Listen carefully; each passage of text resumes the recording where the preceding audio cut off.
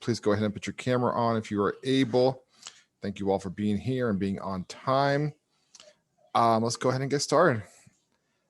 We have today's assistant instructor is Nicholas Roldan. Nicholas, are you here? Hello. Hey, Nicholas, how are you? I'm feeling a bit sick. The change of weather kind of got me. Yeah. Well, I promise I won't. I won't ask much of you then. Just if you don't mind, you can tell us a little bit about yourself. Where are you from, Nicholas? I'm actually from New York. I've been born here. Actually, I was born in Queens, raised in Manhattan for most of my life, and then finally moved to the Bronx. Cool, Uh, awesome. I love it. So you're a born and raised New Yorker, lived in three of the five boroughs. Which one's your favorite that you've lived in? Honestly, Manhattan. Yeah. Well, they kind of have the most to do is in Manhattan, right? Yeah, because I also when I lived there, I used to live by the East River. Oh, how lovely. Okay. So very cool. Awesome. And what brought you to Europe? What brought me to Europe basically is just I wanted to gain experience. Mm-hmm. I was kind of tired of working at retail, and at the time, college for me wasn't, I guess, the best place. So I thought, you know, well, what better way to gain some knowledge, about the working world and to join this program? Excellent. Awesome. I'm so glad. What's a something interesting about you or a fun fact? Something interesting about me is that I really like to collect figures. Oh, cool. Like what kind? Like, let's see, I have like anime figures or video game figures. I Mm-hmm. also like to collect weapons. Okay. I have a giant key as a weapon, keyblade. Cool. So if the zombie apocalypse ever breaks out, we should all call you. He doesn't answer. Notice how he doesn't answer? Very Yeah. subtle. Awesome. Okay. And what's a question that you want to pose to our group this morning? Let's see. Let me think of one. All right, no problem. Let's see. Is has there Okay, I got one. Is there a show that's stuck with you throughout your entire life? Like, is there a show that you've connected with? Gotcha. Awesome question, Nicholas. So in the chat box, what's a show that you've connected with that has stuck with you your entire life? I already know my answer, but what's yours, Nicholas? Well, for Wow, that's actually a good one. Now I have to think. Well, for me, it's been I guess a cartoon Adventure Time. Okay. I've been watching it since it came out, and I was like, when it ended, I was just like a part of me felt like it ended. Yeah. You had like a serious like existential crisis, huh? Yeah. Awesome. Well, it looks like we got, Naruto. I'm not sure if I'm saying that right, Tiana. One Tree Hill from Ashley Gavin. One Piece from Rahul. Friends in Recess. SpongeBob. One Piece. Gravity Falls. Dragon Tales. Drake and Josh. Tom and Jerry. Victory. Screech. And then check at Jesus. Um, yeah, I've never even heard of any of these shows, which I'm not sure if I've heard of Drake and Josh and Tom and Jerry, but yep, the rest. SpongeBob, of course, Friends and Recess, of course, but yeah, Gravity Falls, Dragon Tales. You have to fill me in on what those are. My shows when I was like a little kid, my sister and I watched Boy Meets World all the time. That was like our go-to show. And then if it's on TV now as an adult, like I'll still watch it. It's like really, I'm like, why am I watching this? I'm an adult human being, but I still like Boy Meets World. Stuck with me. Thanks, Ashley Gavin. She agrees. Boy Meets World. It's a great show. Timeless. Yep, Mr. Feeney. He's a man of much wisdom. Awesome. So let's go ahead and jump into the lesson. Thank you, Nicholas. Once again, a quick reminder: if you have any questions, comments, raise your hand, put it in the chat box. Nicholas can just flag me and let me know what's going on. So today we're talking about budgets and the fun topic of budgeting and planning out your project by means of money. And we're gonna begin this class today. But I'm gonna ask you sort of a scenario question that I want you to answer for me in the sidebar. So first one is this. Here's the scenario. Let me lay you the groundwork. I'll also put it in the chat box. So go ahead and put that. There we go. Up. 3 years have passed since you graduated. You're up. You just got promoted to a role in a mid-level position at a great company with an office at 25 Broad Street. Same office as You're up. We'll keep it simple. You're now making 75K a year. Nice, good for you. And you're like, all right, I'm gonna get my own place. And your own place could be, I'm gonna go live on my own now, or I'm gonna leave my parents. But just whatever that means for you. So maybe you have roommates, maybe you don't. Maybe you live with your parents, maybe you don't. But for the sake of the argument, you're now going to get your own place. Now we're going to do a scenario. You can have 2 options. All right, Nicholas, can you see my screen okay? Yes. So you can live here, 20 Exchange Place. This is like a 5-minute walk from your job. So beautiful apartment, but it's a studio. It's very small, but you have like this nice little common area to hang out in. You got a pool table, which is kind of cool. You got a nice, very small gym, but it serves its purpose. You got an outdoor patio. You can like live here. Pretty nice, right? Look at this nice building. You can. This is your first spot. Beautiful views of the river at night. Lovely. But as you can see here, it's pretty tiny. Like, I mean, I don't know how much you know about dimensions of apartments, but basically, you can put a couch and a bed in there, and it's pretty much it. Like you're living pretty small. But there it is, right there. You're right on Wall Street, so it's not even a 5-minute walk. It's like a 1-minute walk to work. Not a big deal. Nice apartment. All right. So that's option 1. And then let me just go ahead and put the other one up. Where is it? Sorry, I must have got kicked out. And then, Nicholas, can you still see my screen? Yes, I can see it, but there's no pictures. You can see the picture now of the house? Or not yet? No, not yet. All right, hold on. How about now? There we go. All right, so this is the other option. This is a house in Jersey. Big, beautiful yard. Nice green grass, trees, a little patio. So look at this, nice garden. Oh, and they got an in-ground pool. Pretty sweet. Not bad. Look at that nice blue sky. Bathroom. This is 3 beds, 2 baths. Pretty big house. The downside of this place, of course, is the kitchen. Those of us who are like me, who like to cook, pretty nice size. The downside is you have to commute an hour a day to get here. Now let's put a little ripple into it. All right, so they cost the same, right? Completely the same. But the ripple of this story is you don't have to go to the office Tuesday, Wednesday, and Thursday, and you have 6 weeks of PTO. So you choosing the apartment or you choosing the house? So give me the green check if you're like, nope, I want the studio apartment. I want to live in the city. I want to be in the action of Manhattan. Give me the red X if you're like, I want the house. I want to live in the country. I want the big backyard. I want my own private pool. Which one are you picking? And keep in mind, you're only going to the office 3 days a week. So, that factors in your commute. So you might think an hour commute, that sounds pretty brutal, but you only go 3 times a week. So it's not, it's not every day. All right, Andre, you have a red X. You're choosing the house. Why'd you choose the house over the apartment? Let's hear it.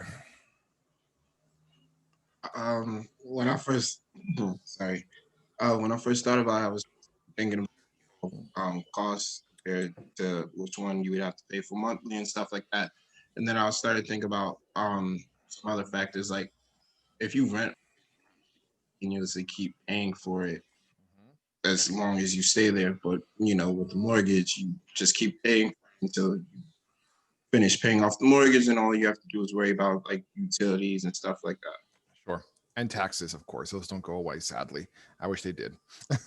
Good point. So Andre's angle was, I'd rather invest in something that I own as opposed to keep renting. Karina, you gave me the green check that you want the studio apartment in Manhattan. Why'd you choose that one over the house? I'm a city girl. I'm not really country like. I feel like the city is a lot more amusing to me. I have a lot more to do in the city than I do in the country. And I lived in Florida for about 5 years. So I lived in a space like that. And I just didn't like it. So I'd rather stay in the city. Okay, cool. Appreciate it. I totally get it. Absolutely. Mahmood, you put the house. Why did you choose the house over the apartment? Just because, the commute, if I'm only going a few times a week, I don't think it's worth it to uh, live in the city. Also, just having more space at your disposal. Yeah, absolutely. I put that in there for an angle. Follow-up question, Mahmood. If you're doing 5 days a week commuting into the city, would that change your answer? Or do you still think you would choose the house? That might change my answer depending on how long the commute is. Yes. If I'm spending like 20 hours a week commuting, then it Mhm. starts to change the equation, I suppose. Totally. That's what I've always said too. I mean, as you all know, I live in a city in the Bronx, and there's definitely moments where I'm like, I would like to like live in the country, but then it's like, if you have a really long commute, it's like, what good is having a backyard if you get home and it's dark?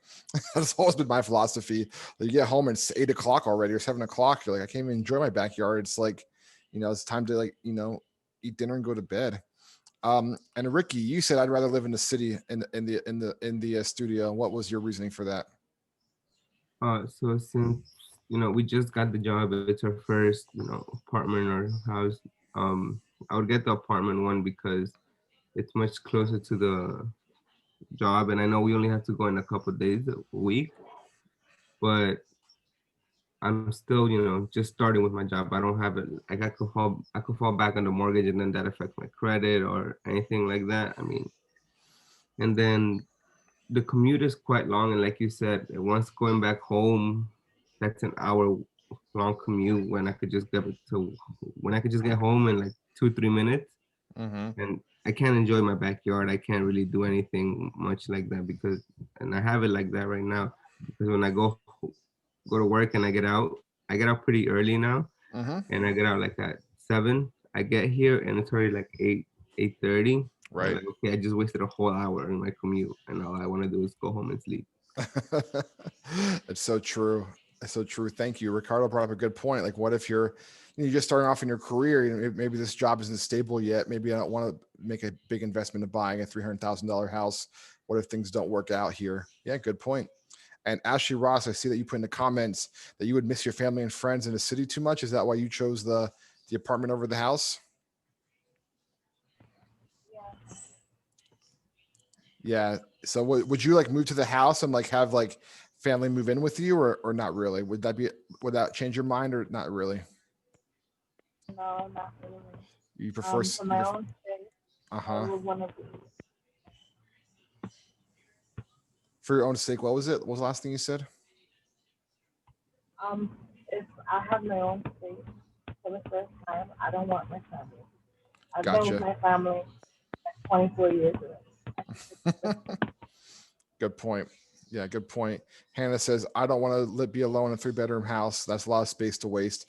Yeah, I mean, no one else said it, but I'll say it. I don't want to like spend my whole entire weekend like mowing the lawn and trimming hedges and mulching. Like, I would spend my weekend like relaxing, like not spending time with my family and not doing work. Oh yeah, true. You could do an Airbnb. So there you go. But I think for me, if I had to choose between those two, I would definitely choose the apartment. I imagine getting your 2-minute commute, come home, have a nice glass of water, just sit in the patio, watch the sunset over the city. That sounds to me like a pretty good way to spend my evening, not sitting in traffic. But everyone's different. So I was curious, get someone else to do it for you. Yeah, Pablo, that costs a lot of money, man. To get a lot, someone to care for your lawn is pricey, but I guess I could do that. Good thing you have a kitchen, Manny. All right. Question for the group, and you can raise your digital hand if you think you know the answer. In project management, of course, projects cost money. That's just what they do. And some projects get funded, some projects don't get funded. This project sponsor says, I'm not going to put my money behind that. I don't think it has a chance to succeed. So why do you think that some projects get funded and some don't? Jesus. Good morning, Eric. I would say mostly like the projects that are for a good cause or for a need, rather than like a desire or something that you want. Mostly like it goes for a good cause. So mostly those get funded. Yeah, really good point. So it's like, do I believe in the cause that's this project is doing, or if not, then I'm not going to fund it. What do you think, Majida?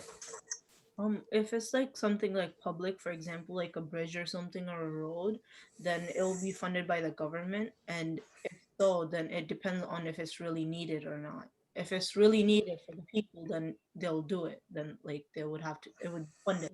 But if it's just something to like do an add-on or like to make it fancy, then it wouldn't get funded.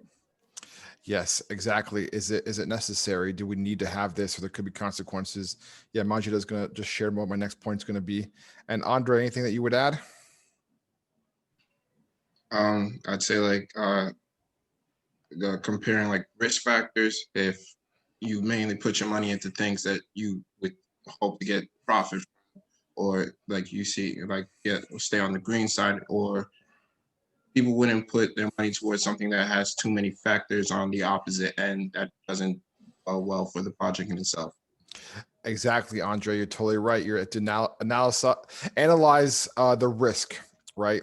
Am I going to lose money on this project, or is this? Am I going to fund this and then halfway through it's going to fall apart? So definitely, if you're the project sponsor, you want to analyze. Thank you, everybody who shared. I appreciate that. Let me go ahead and pull up my PowerPoint. Nicholas, can you see that? Okay. Yes. All right. So here, if you want to, this will also be on Schoology later, so don't feel like you have to take, feverish notes. But really, these are the 5 reasons why people do projects. The first one, I think Majida mentioned this: the road or the highway or the bridge. It's like, listen, if we don't do this, it could be, really bad. It's legal. The COVID-19 story that John shared yesterday, that was a compliance thing. Emergency, if not implemented, this could be really, we can't be operational. So let's just imagine for a second, I don't know, the elevator broke in your office building, right? That would mean people that need to take the elevator because they're not able to take the stairs, especially if you're on like the 40th floor. That's an emergency project that has to get done. Mission critical, which essentially means it would cause immediate, unacceptable negative impact. So imagine that we didn't have, computers that worked. It'd be really hard to do our jobs if our computers didn't work. Operational, it increases efficiency, it reduces product costs, it improves the performance, so it helps us work better. And then strategic, I think Ashley Ross put in the comments, a lot of times projects don't get sponsored because people don't see the larger picture, which I think is so important. So the thing of it is that oftentimes projects, unfortunately, unless someone sees the first kind of 2, compliance or emergency, they don't get funded as easily. The last 3 are harder to get funding for. The first 2 are like, yeah, we have to do this because if we don't, there's going to be consequences. Andre, do you have your hand up? Yeah. So, or when getting a project funded, do the people usually have to make sure that all of these requirements are met, or just at least one requirement is met? That's a great question. So at least one is met. Ideally, there'd be more than one, but at least one of these is met. And it would be even important when you're making your presentation to the project sponsor on which one of these are we talking about. That way, he or she or they know this is what we're aiming for. This is what happens if we don't do it. And we're going to talk about all that here in a moment. Excellent question. Yeah, if you could find a project that did all 5, that would be pretty good. But most of them are just 1 or 2. So you all know how to read, but I'll just say this very quickly. Like, what's the benefit from a cost-saving incentive? One of the things that project sponsors will oftentimes ask is okay, we want to do this, but then how's it going to save us money in the long run, right? I don't want to give my money unless I'm going to get some money back, right? Then the other one is there's an intangible value, right? Sometimes it's not dollars and cents. Sometimes it's, we're going to do this project and the value is intangible. It doesn't just give you an immediate return that you can calculate. Okay. So if I were to say, hey, we're going to, I'm trying to think of an example where I actually have one coming up, but I'll share it prematurely. We're going to send our sales team to a sales conference in Florida, and it's going to cost us $10,000, but it's going to increase their ability to close deals at a 5% higher rate. Thus, we'll be earning our money back within an X amount of time. It's a very clear, tangible value, right? An intangible value might be like, hey, we're going to allow our employees to work from home Monday and Friday. Well, what's the value in that? How do you know it's going to make more money? Well, you don't. It's just an intangible value. So let's put it to the test. The CFO says to the CEO, what happens if we pour all this money into training our staff and they just leave? And the CEO says, what happens if we don't pour any money into training our staff and they stay? So you have to understand that there is intangible and there's tangible values to projects. So question, you can raise your hand if you think you know the answer. Would this be, if you said to your project sponsor, hey, we should open up a gym in our office, would that be a tangible benefit, as in you can see the return on your investment very clearly? Or would that be intangible, where it's like, it's not quite as clear what the benefit would be, but there definitely is a benefit? Nicholas, can you call on somebody, please, to answer this question? Sure. Let's have David because of the gym picture. So you said for intangible that there are benefits to it.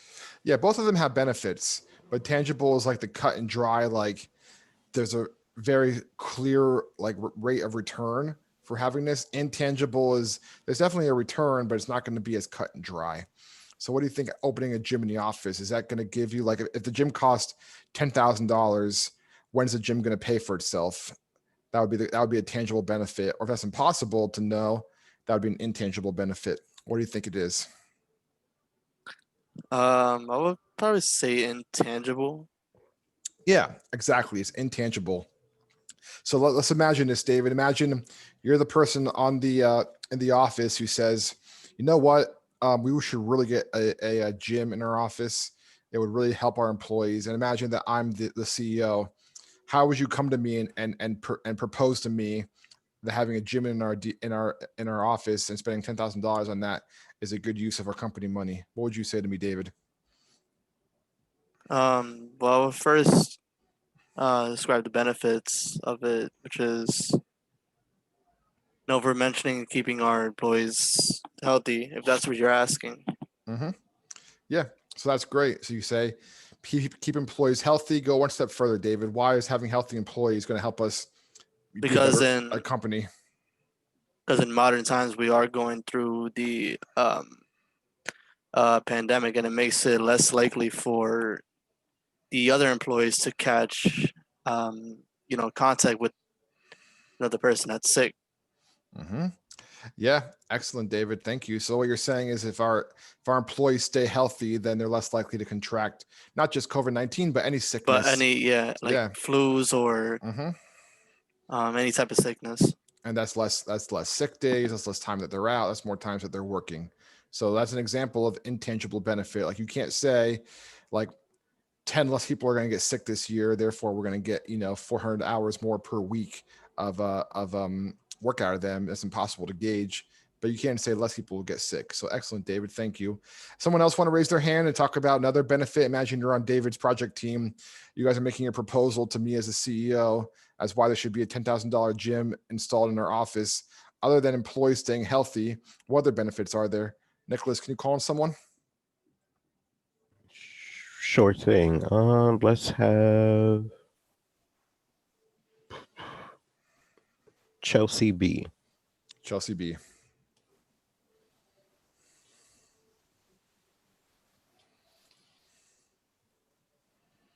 You there, Chelsea? Yeah, I'm here. I can't participate today. I'm sorry. Oh, it's okay. No problem. Nicholas, can you call on somebody whose hand is raised, please? Sure. We have Moses. If I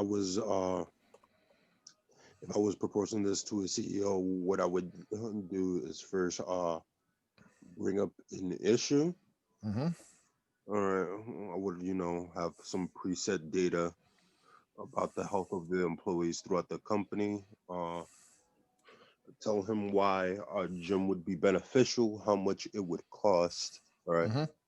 and what would be the long-term benefit. Like, improve morale for the employee.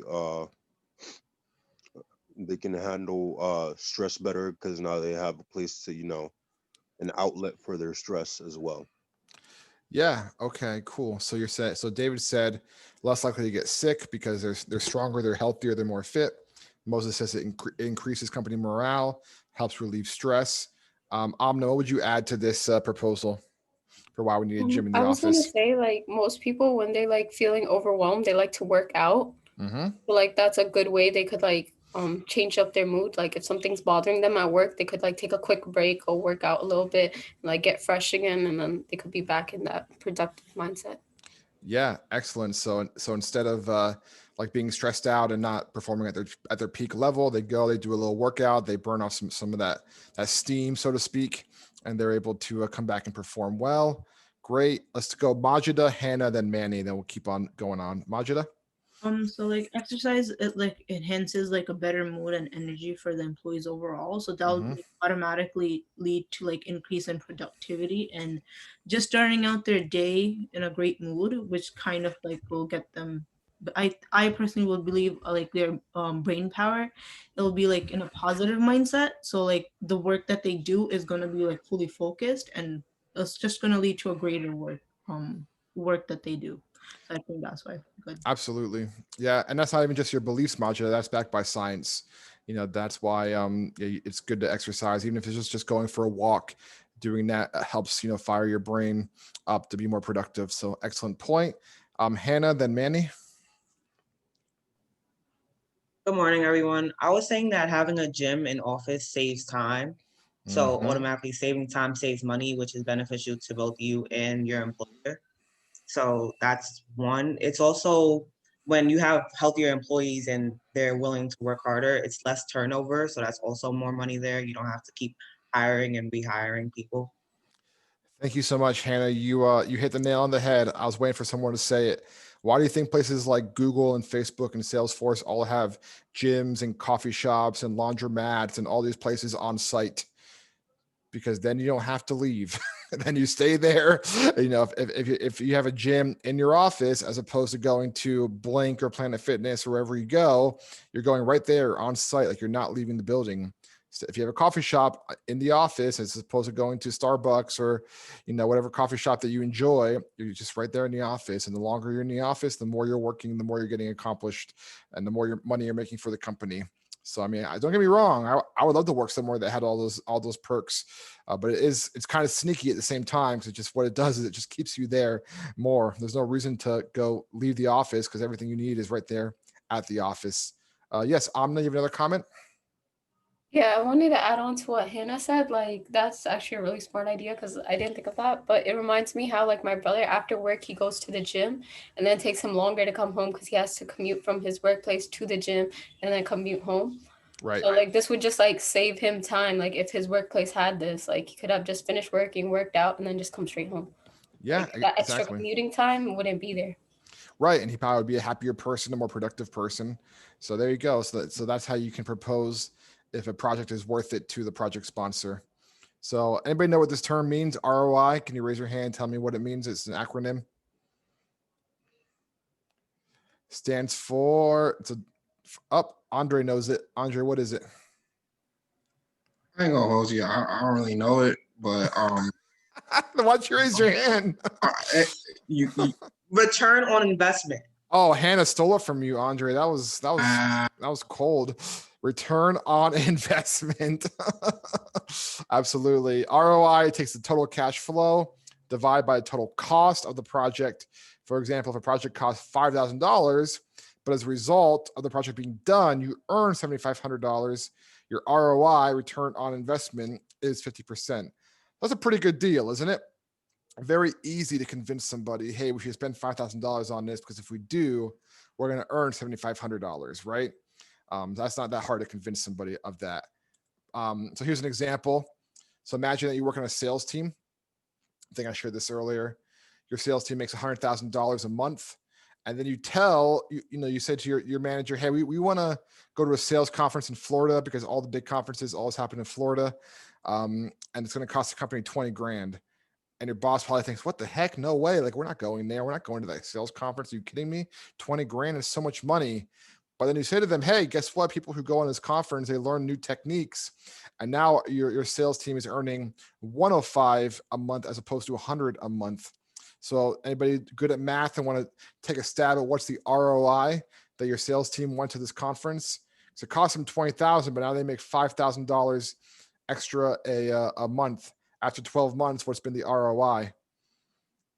Andre, is that hand from earlier or is? Oh, it's from before. Okay, no problem. Do you think you got it, Hannah? What do you think it was the ROI on this trip? I did that. It was 5,000 a month for a year, so it was 60,000 minus the 20,000 is $40,000 return of an investment. Yeah, absolutely. Absolutely. So what I did is I just said, same sort of deal. They got the $60,000. So they basically 3 times their earning. Of course, you subtract the 20,000. I didn't even go that far, Hannah. I just sent my PowerPoints to you in advance so you can go back and edit them. But yeah, exactly. They got $40,000 all said and done, which is pretty good. That was well worth their time to spend that $20,000 to go down to Florida for the conference because yeah, they made $60,000 a year, times that by 3 years, by 5 years, by 10 years. And I mean, you earned your money back many times over. All right. So what do you do when the ROI is not that impressive? Because that's a pretty impressive return on investment. It's like, for example, imagine that you have a $100,000 project. You're gonna get $5,000 back annually. It's gonna take you 20 years to get your money back. So like just an example, that might be the complete overhaul of a bridge in rural America, and you get 25 cents per car per the toll. So if you're a project sponsor, like you're probably not very excited about this because it's going to take you a long time until you get your ROI. How do you think you convince a project sponsor to get excited about this project and fund it if the return on investment is really, really low? Like literally it's going to take 20 years to even break even. What do you think you would do in that situation? Anybody have an idea?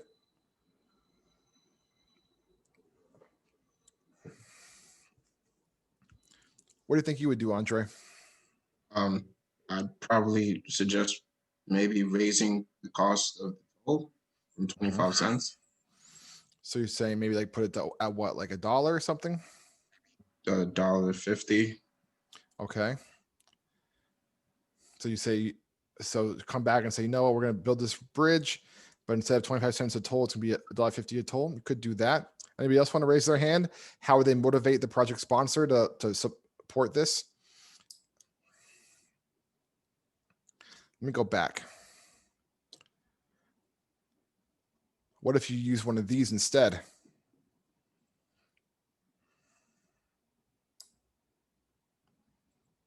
Like, what if you said to the project sponsor, which let's suppose it's upstate New York, rural America, you're working for, the roads and highways.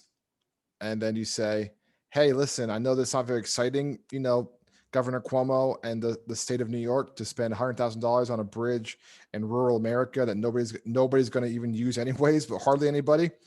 But guess what? Like if we don't build this bridge and someone's driving over the bridge and the bridge collapses into the water and they sue us for millions of dollars, that's going to be a lot worse than paying the $100,000 up front. Do you see what I did there? I turned it into an emergency as opposed to a very clear return on investment. So then it's all of a sudden they're motivated to say, oh yeah, I guess we should just upfront the money now. Even if it takes us 20 years to get a return on investment, I'd rather do that than run the risk of a bridge falling and someone getting hurt and ultimately us getting sued.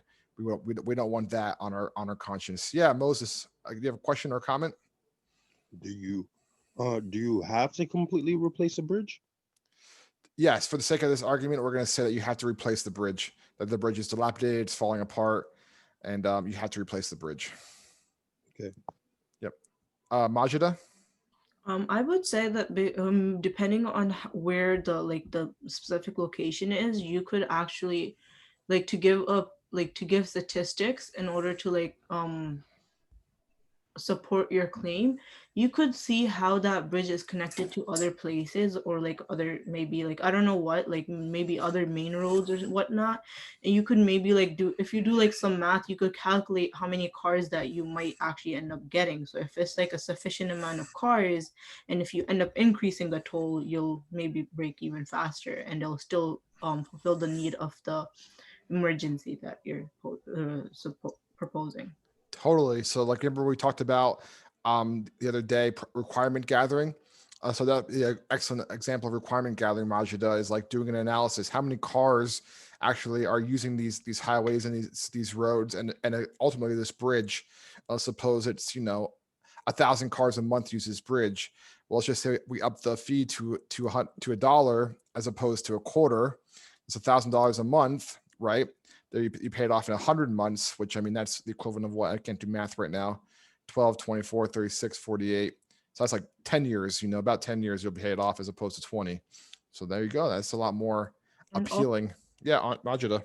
And also like that I would personally consider that cheap toll. So like even if you want to like take it up to, I would say the maximum you would make is $5 or like maybe $4.50. I think that's a reasonable one. Absolutely, Majida. That's actually a really good point. But I'll tell you this story when I was living in really a rural part of New Jersey. The toll to go to PA was 75 cents, and they upped it to $1 while I was living there. And you would have thought like it was World War III. People were so angry that you upped the toll from 75 cents to $1. And I was like, oh my gosh, what's the big deal? It's only a quarter. But you know what? In all fairness, like if you're working a job and not making a whole lot of money, and you have to take that bridge to go to work every day, suppose you make $40 a day at your job, and your toll costs you $10 there and back every single day. That's 25% of your paycheck. I'd be pretty annoyed too. I probably would find another way to go to work and take the bridge. So obviously it's complicated, right? That's what project management is for sure. Moses and then Andre, then we're going to keep on going. Moses, are you there? Or was that from earlier? Oh, I'm sorry. That was from earlier. No problem. Andre, one last comment before we move on. So for the scenario, you said it was it fits under emergency. How would you know the difference between emergency and compliance in that situation? Yeah, that's a good question. So emergency would be something like that bridge is like, it's like it could collapse. It could really hurt somebody. Like it has to do, or else there's huge consequences. Compliance is there's actually rules and regulations like that mechanical engineers put into place. If a bridge is not up to a standard, the city or the state will receive a fine for that. So if that bridge, if an inspector came out and said, hey, this is not up to code, we're fining the state of New York, whatever it is, tens of thousands of dollars. That would be an example of compliance. Emergency is like, this bridge is literally rickety, and if Manny's GMC truck goes over this with a whole entire bed full of wood, it's going to collapse. That's an emergency. So does that make sense, Andre? Okay, cool. Thanks. That's a really great question. All right. We got a fun scenario here.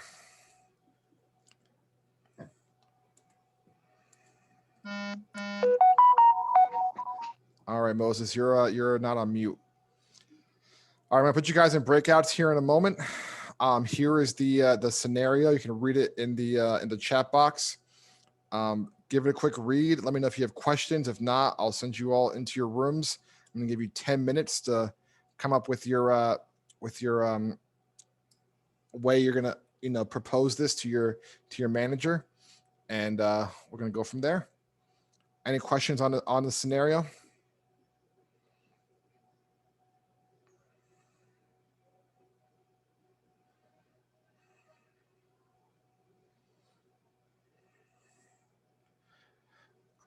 All right, it's 9:40. We're going to come back at 9:50. So go in your breakout room, talk with your team.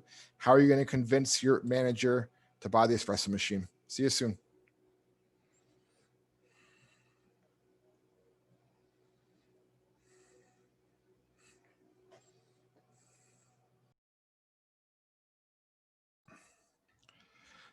All right, everybody, as everyone makes their way back, there was a question that one of the breakout groups asked me. They said, I don't really like this scenario. It doesn't make any sense. If there's an elevator, it's on the 8th floor, why can't you just send somebody to go get coffee for the whole entire team? So my response to that was, I have a friend who is a Wall Street analyst, and he tells me that at his job, he sits down at his desk at 9:30 when the market opens. I mean, he literally cannot move from his screen until 4 p.m. And I was like, well, how do you eat lunch? And he goes, oh, what we do is in the morning, you have to tell like one of the office manager, I want this from lunch on Seamless. And then he or she will actually like bring her your food and sit it right in front of you so you can like eat your food and watch the screen. And that's his day. So I didn't ask him how to use the bathroom because I don't really know him that well. But there are jobs out there where like literally like you just don't have 10 minutes, 15 minutes, 20 minutes to break away and, you know, go get a cup of coffee. So for the sake of the argument, we're just going to say that leaving your workstation is not an option. I understand that most jobs it is an option, but for this one, we're going to say it's not. So I want to hear from Ashley Buffong, Ashley Gavin, and Jaleesa, group 2. Can one of you please share? Yeah, it probably is illegal. Can one of you please share what was one of the ways that you're gonna convince the manager, hey, we should have an espresso machine with our team? What are you gonna say to that person? Good morning, everyone. So for our group, we decided that we were going to conduct some information first. So either interview style, survey style, or observation, like we learned the other day. We're going to find the statistics of how much money is spent on coffee in the office, which is probably a whole lot. So $500 will pretty much be nothing in probably a week or so, because all that money spent on coffee will really by each employee. So having a $500 espresso machine will be beneficial overall financially for pretty much the entire office. So that's kind of like the idea that we went on. Awesome. And I am so glad that you applied what we talked about last week. Excellent job. Group 2, let's go ahead and give them a clap. For the sake of time, I'm not going to call on any other groups, but does anybody have anything that they want to add? Another angle that they took to convince that we need an espresso machine with our team. Pablo? Well, me and my group had discussed was also like being analyzed how productive someone is. Like, since we're on the first floor, you know, you said like we can't go out. So we can check someone from like maybe the 7th floor, which they are closer, to see how much more productive they are than us because they're closer to the cafe bar. Right. I love it. So some good analysis. Excellent. Andre, then Majida, then we're going to keep going on. Kind of took into factors like the typical cost, regular cost of a cup of coffee. We also took into factor the demand of coffee in the workplace. Usually people would get at least 1 cup of coffee. So if you would take the original cost of the espresso machine, which is $500, and let's say we sell it for a cup of coffee for $2, that means that at least 250 people would have to buy a cup of coffee to break even. Now that could be highly obtainable, and that's only if people buy 1 cup of coffee. Sorry, I lost my train. Oh, you're gonna charge people for the coffee, right? Oh man, Andre, that's you're gonna have an uprising in your office. But yeah, it's one very easy way to say it. Yeah, like we're just gonna charge $2 per espresso, and yeah, you'll make your money back in by 9 o'clock the first morning. Love it. Thanks, Andre. Majida, last comment. Then we got to wrap up with some things before we close today's class. So we didn't really do it based off like how much each coffee would cost or like how much they would purchase, because like assuming that they're being like tied down to their computer the whole entire time from 8 a.m. to 4 p.m. So like given the fact that like in the morning they'll like productivity will be really nice and whatnot, but like staring at a computer from 8 a.m. to 4 p.m. it could get really drowsy and fuzzy for them to like even comprehend anything on the screen anymore. Right. So here it says that it's by like 2 p.m. that's when they start like going, like that's when they become like lousy and whatnot. Right. So the cost would be $500. That's like the only cost that they would have. And then the benefit analysis was that because they're making like trading, like if they're trading stocks or whatever that they're doing on the screen, Mhm. just because at 2 o'clock if they have coffee, that'll prevent them from becoming like they won't become lousy anymore, and instead of their brain going like I don't want to look at the screen anymore, now they'll have enough energy to actually do their work and actually make rational decisions instead of being like I just want to get this done with and over with.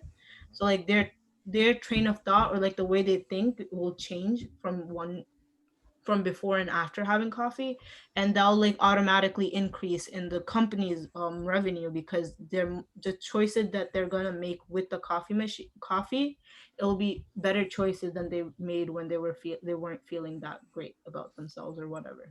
Yeah, excellent, Majida. So that's an example of like an indirect benefit we were talking about earlier. So I mean, someone I think Pablo mentioned it earlier, like how much more productive are the people that have coffee at their disposal all day who work on the 8th floor versus those of us on the 1st floor who don't have direct access to coffee. So excellent. Thank you all for participating.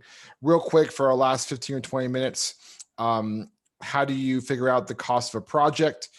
Keep in mind the cost of a project is not just the actual materials, but it also includes staff labor, operational costs, traveling, training. There's a lot of costs associated with the coffee maker. So we have what are called direct cost. This is examples of some direct costs: salaries, consultant fees, raw materials, licenses, and permits. These are things that they're pretty cut and dry. What they're gonna be.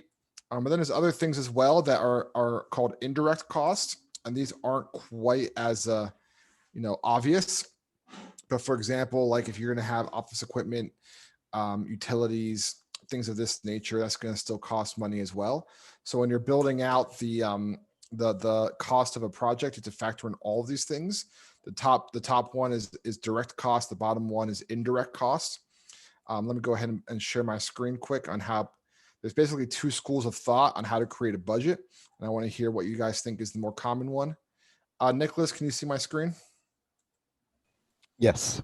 Thank you, Nicholas. So essentially there's two approaches. The first one is the top-down approach. The second one is the bottom-up approach. So top-down is saying, hey, we have X amount of dollars to pay for this project. And you as a project team have to divvy up how you think that money is going to go, should be spent. All right. So I'm giving you as a project sponsor a check for $30,000, $50,000, $1 million, $10 million. And then you as a team can divvy up how you think that should be spent. The bottom up approach is when you say, okay, let's do this. Let's like start from the very bottom and calculate how much every little thing is going to cost, and then present to our project sponsor. This project is going to cost $1,384.18. Right. And I say, okay, I'll write a check for that amount. So that's the two approaches that are common in project management. So the example of that, we talk about renovating your kitchen a lot as a project. Top-down approach, the contractor rather walks into your apartment, looks around and says, I can do your whole entire apartment for 30 grand. All right. And you are the project sponsor as the owner of that apartment. Or you say to the contractor, hey, I want these cupboards and they cost 3,500. I want this bathtub that costs 5,000. I want this range that costs 1,200. Therefore, all the materials cost X. So that's what I'm going to give you for the materials, and how much is your labor. It's the bottom up approach. So now here's my question for you. In the chat box, top down or bottom up, which one do you think is more popular in crafting a budget in project management? And there it is again. So top down, here's your check. Figure out where it goes. Bottom up is every single thing is itemized. And here you go. Looks like everyone's saying top, top, top. Yes, Manny, why do you think it's top down? I believe it's top down because like we decide how much the project it's gonna cost. So like let's say we just pay 30 grand for like to renovate. That's how much it's gonna cost. While on the other hand, we don't have to invest on certain amount of things. The contractor is gonna take charge to bring all the materials. For example, like sheetrock, cement, plaster. Everything else, the contractor is gonna take charge on what to bring, what not to bring. We just pay 30 grand and that's it. And then once in a while, we just gonna come and check to see how the project is going. Right. That's why I believe top down approach is better than bottom up. Thank you, Manny. Jaleesa, I see your hand. Yeah, I have a question regarding the top down, bottom up. Yep. So we had talked about agile and waterfall and how those two differ. So is there like a certain approach that goes better with like waterfall or agile? Does that? Yeah, that's a really great question. I'm so happy that you caught that. So yes, there certainly is. So to answer the question I posed earlier, which is more common, top down, which a lot of you said, that is the more common one with large scale projects. Okay, so a large scale project that's going to cost $1 million, $5 million, $10 million. That'd be really, really tedious to try to like itemize every single thing that's going into that project. And the problem also, to Manny's point earlier, is like what happens if you say, okay, I'm gonna tell my contractor I'm gonna pay for $400 worth of sheetrock, and it ends up being $440, right? It's like, wait, this didn't work anymore. This project is already a bust. So it's really difficult to do that bottom up approach because sometimes things just cost more than you had anticipated. Sometimes things cost less than what was anticipated. And most people would rather just have the project manager think about that as opposed to the project sponsor. Jaleesa's question, which was excellent, the agile or the scrum model uses more of the bottom up approach. Because what's happening there is you're designing a website and you get into phase 3 of it and you realize, oh man, I would really like to link my website to a Shopify account so I can do e-commerce on my website. And I didn't think about that in phase 1. Okay, that's gonna cost you a little bit more money. Okay, here's some more money. And you're kind of paying as you go with what features that you want. So yeah, Jaleesa, you hit the nail on the head. Feature project manager right there. So the bottom up approach is much more common in Scrum, and agile top down is much more common in traditional project management, which we're talking about right now. I see Andre and David's hand. Andre, you're first. For the top down approach, it seems a bit more like an estimate. Like you look at a large you look at a project overall and just give an estimate. Wouldn't it be more to go with the bottom up since it has like a more accurate cost of the project? That's a really good question. So you're saying like to eliminate, unforeseen costs, wouldn't it make more sense to say, let's just itemize every single item and then just propose this is how much it costs down to a penny and ask for that much money? Yeah, that would work, but in a perfect world, the unfortunate thing is that we live in an imperfect world. So suppose that you're, building, I don't know, a home. The cost of lumber might be one thing, this week, but then next week it might cost a little bit more. Those things are constantly changing. So it's really hard for a large scale project to present it that way. But to your point, Andre, the thing about it is if you do the top down to renovate your home and you say to the contractor, hey, he says, or she says, 30 grand, I do your whole entire apartment. But then you've come to find out that, it only cost them 18 grand and they pocketed the other 12 grand. That's not great either, right? You don't want that. So the answer to this is there is no right or wrong answer. It's just down to what do you prefer as the project team and as a project sponsor. It's a really good point to bring up though, Andre. David, last comment before we move on. Yeah, so I know we talked to John about the 7 steps yesterday. I think it was 7 steps. So for bottom up, would that fall into the problem framing or course action? Since you're trying to find possible countermeasures? Yeah, I think that would probably fall more into course of action. I think from what I understood from yesterday's seminar, which I really enjoyed, by the way, I hope you guys did too, is problem framing is more like, this is the issue that we have. Let's just kind of put it down on paper, kind of like the initiation phase in traditional project management. Whereas what you just mentioned, that's more of when you would talk about the budget, how much is this going to cost? Yeah, great question. 2 reasons why top down is more popular. The management or the project sponsor, they want better control of the spending. Bottom up budgeting can be risky. What if a calculation is off? What if someone underestimates what something will cost? You keep going back to the project sponsor and asking for more money. That's not a good look for anybody. So that's exactly what that looks like. So any questions on cost? And my computer, I don't know why this is acting so weird. Any questions on that, guys?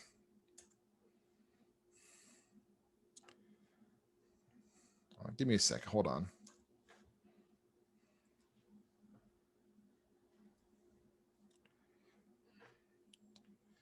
Sorry about that. Do you think there's any psychology related to these techniques? Really good question, Majida. I'm actually going to push that back to the group. Anybody want to raise their hand and share what they think? Do you think there's psychology related to this, like top down versus bottom up, and how projects are chosen? What do you guys think? Raise your hand and share out, because I think that's a really awesome question. Dave, is that hand from earlier?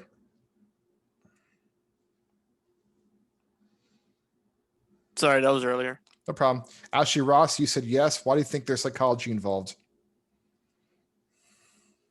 I would say that there's some psychology involved, and I might be wrong, but this is just my way of thinking, is that you have to know like the personality types of your sponsors and your managers. Like if they're a really anxious type, you might need to break it down, like itemize, so they know where their money is going to. But if they're more like a, I'm gonna go with the flow kind of personality, you're fine with just saying this is how much I need for the project and that's it. Mm-hmm. Yeah, great point, Ashley. I see your hand, Andre.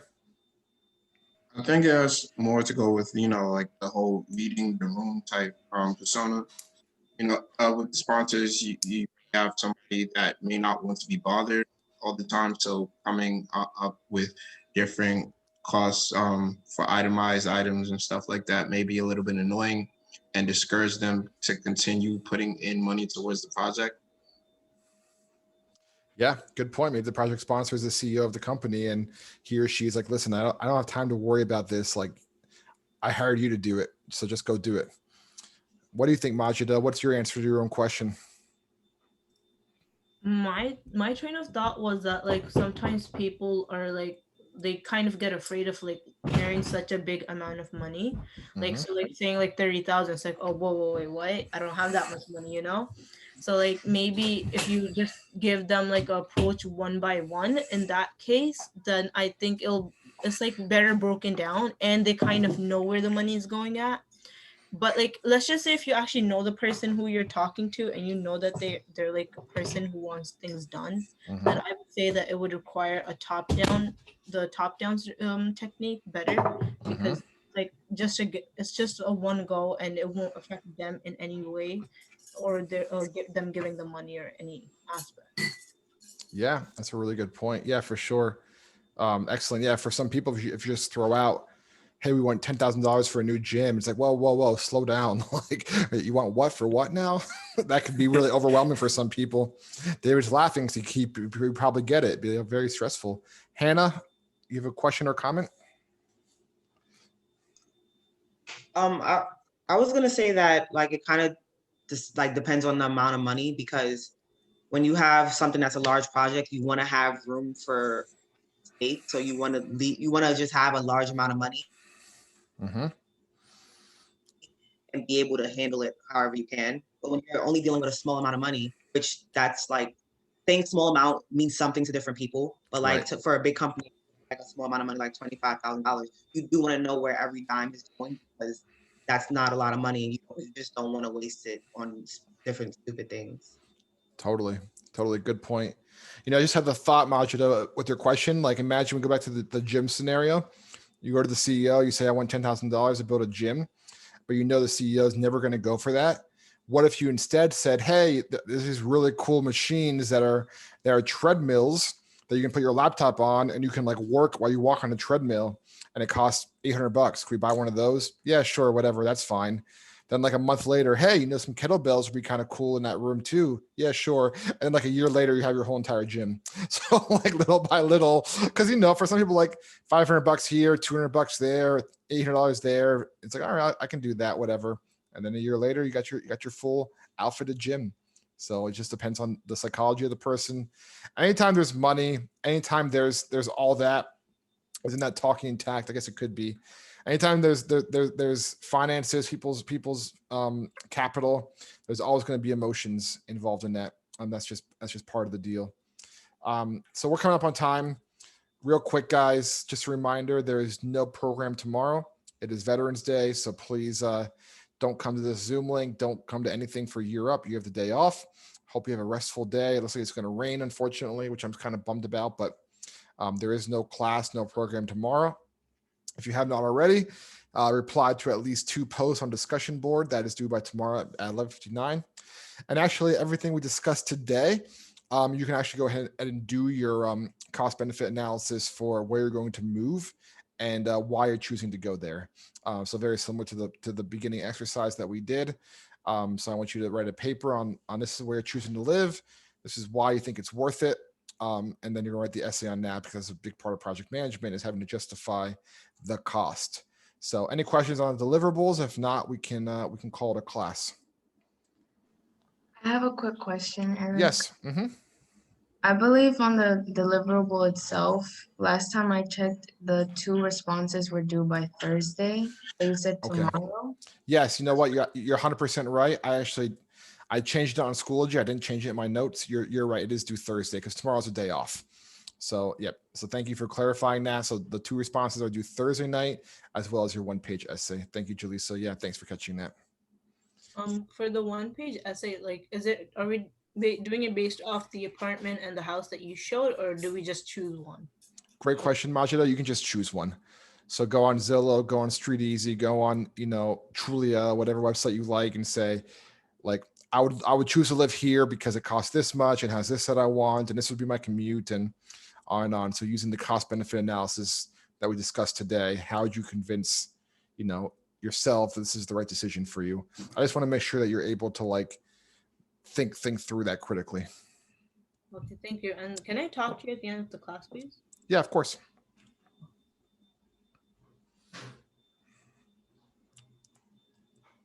Anything else? Going once, going twice? I have a question, but it's not about the deliverable. All right, no problem. All right, everybody, have a great day. If you guys stay back and ask me a question, I'm happy to stay. But take care. See everybody on Thursday. Thank you, Eric. Thanks. Thank you, Eric.